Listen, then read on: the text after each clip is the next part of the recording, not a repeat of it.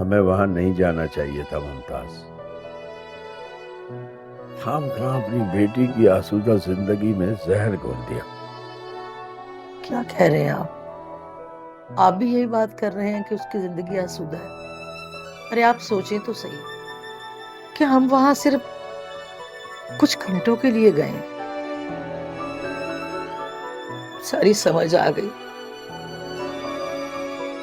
خیر، مجھے اس بات کا دکھ نہیں ہے کہ اس کی ساس نے کس رویے سے ہمارے ساتھ بات کی، کیا سلوک کیا. اگر مجھے افسوس اس بات کا ہے کہ میری بچی عنایا، اس بیچاری کو پتہ نہیں کیا کچھ جھیلنا پڑتا ہوگا وہاں پہ. سوچا تھا فریال جیسا سسرال عنایا کو نہیں دوں گا، لیکن بیٹی کے نصیب بدلنا کب ماں باپ کے ہاتھ میں ہوتا ہے. سچ کہا آپ نے، اسے ہمیں زونا کی بات مان لینی چاہیے تھی. آج کل کے بچے ہم لوگوں سے زیادہ سمجھدار ہیں. ہم نے تو ایسے ہی بس زندگی گزار دی سادگی میں. سادہ طبیعت ہونا کوئی بری بات نہیں ہے ممتاز،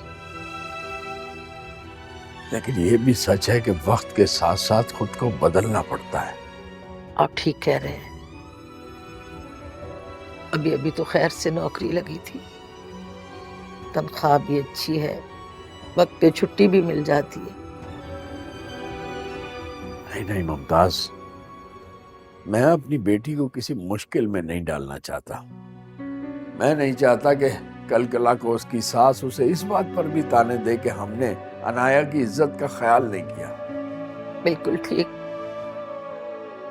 اللہ انسان کو سب کچھ دے لیکن تکبر نہیں.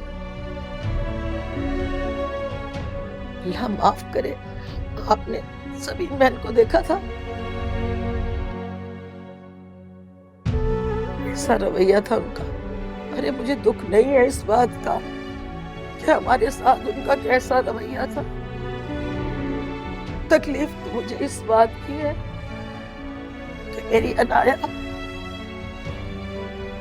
اس کی ساس کی آنکھوں میں اتنی سے بھی اس کے لیے مروت نہیں تھی. کیسے رہتی ہوگی وہ؟ صحیح کہا تم نے. میں ماہر سے بات کروں. کیا آپ داماد سے اس کی ماں کی شکایت کریں گے کیا؟ میں نہیں سمجھتا تھا کہ تم مجھے اتنا بے وقوف سمجھتی ہو. بیٹی کا گھر بسانا ہے، خدا نہ خواستہ توڑنا نہیں جو میں بیٹے کو ماں کے خلاف کر دوں. مجھے پتا ہے مجھے کیا کرنا ہے. جی، بس اللہ میری عنایا کو اپنی حفظ و امان میں رکھے.